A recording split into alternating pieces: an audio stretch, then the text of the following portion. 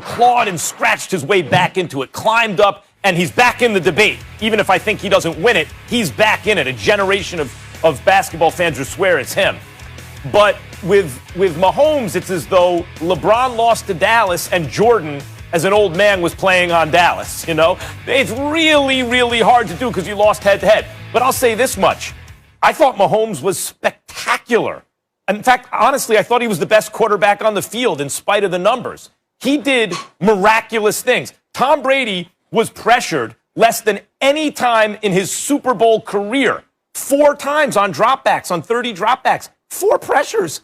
Mahomes was pressured on 29 of 56, more than 50%. But what gets worse is they blitzed under 10% of the time, which may be also a record for the Super Bowl. So what that means is you're always running for your life, and because they never have to send an extra guy, no one's ever open. And yet Mahomes, think about this for a second, hit 2 receivers in the face in the end zone. In the face, and he did it on the run the second time. One of the most spectacular plays I've ever seen. He was parallel with the ground. How did he get away from Shaq Barrett, let alone get that pass off? And he also hit another receiver in the hands in the end zone.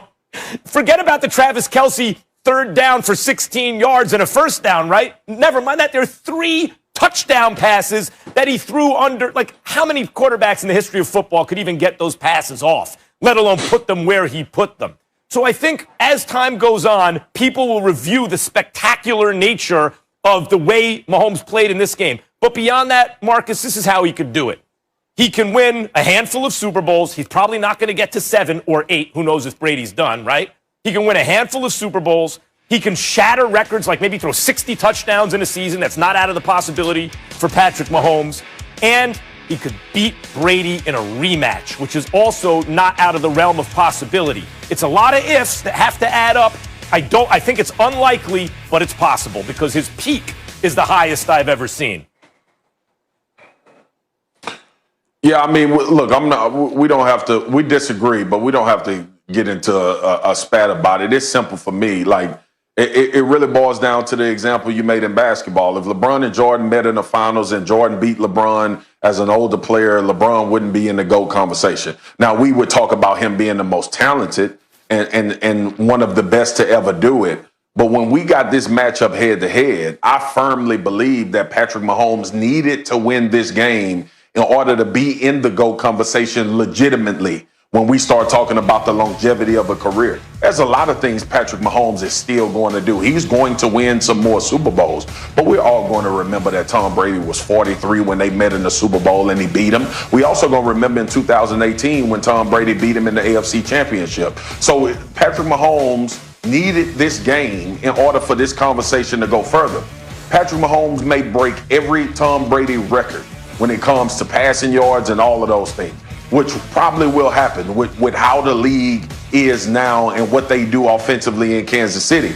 But when we start talking about the GOAT, we don't need to have a conversation about Patrick Mahomes and Tom Brady. Tom Brady is in a league of his own when it comes to GOAT. And for me, quite frankly, in professional team sports, this has become way bigger than Patrick Mahomes. That's why I go back to the first argument we had about Tom Brady being the most impressive Super Bowl run. We don't do these things at 43 years old. This doesn't happen. If I told you years ago a 43-year-old quarterback that changed teams in the middle of a global pandemic was going to go on and win a Super Bowl against teams and quarterbacks that have been together, that know who they are identity-wise and have a plan, then you would have told me I was crazy and I shouldn't be on television, period. So look, the GOAT conversation is over. For everybody that wants to talk about this in the NFL and compare things, look, we know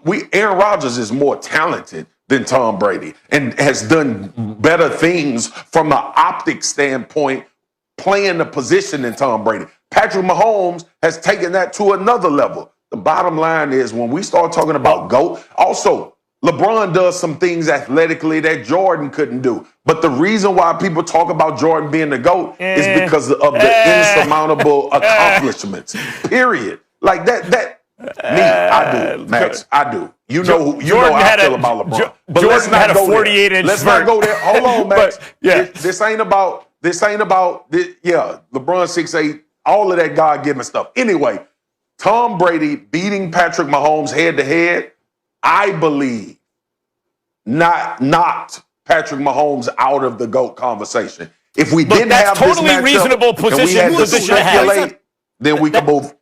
All right.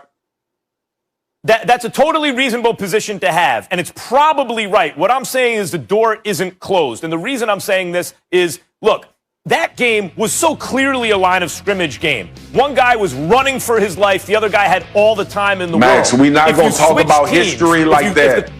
We're not going to talk about that, though. We're not going to talk. History will not talk about that, Max. Max, don't do it, bro. Don't do it. Hold on, Marcus. We know history won't bring that up. Going forward. It depends what happens going forward. If, for example, they link up again next season, and this time no one has a decimated offensive line and Mahomes wins, what that will demonstrate to a lot of people is, well, yeah, because on a level playing field, Mahomes' team won. It depends on what happens going forward. If Mahomes never wins another Super Bowl or wins one more, he ain't going to be in the conversation if that happens. But if he gets him in a rematch and Mahomes winds up with 5 championships, by the way, the odds are against Mahomes winning 5 championships. It's hard to win even 1. That's why Brady's the GOAT, right? But if Mahomes is able to do that and shatters every record, he'll be back in the conversation. We disagree, bro. When you get a chance, when you get a chance to be the future GOAT, and that's the conversation we have. No chance. But you actually play the GOAT and you lose, you are removed from that conversation. But there was no chance, Marcus. Marcus, looking back real quick, just be honest. Was there a chance that any quarterback could lead that Chiefs team over that Bucs team on Sunday? Max, ever? Was there really a chance? After we watched the game, no. But that you thought it was a chance before the game. We can sit here and talk hindsight all day long. I thought they should have been underdogs. The bottom line is this. When we talk about history, when history comes, we will not say Patrick Mahomes' offensive line was bad. We will say Tom Brady beat Patrick Mahomes in the Super Bowl when he was 43. That's what we will say. Brady's had bad offensive line. LeBron James took the Cavs to the finals with no one on them. LeBron James missed Kyrie and Kevin Love against the Warriors the first time and lost. And in fact, I point to that all the time. Like, of course he would have beaten them if he had. I'll leave you with this.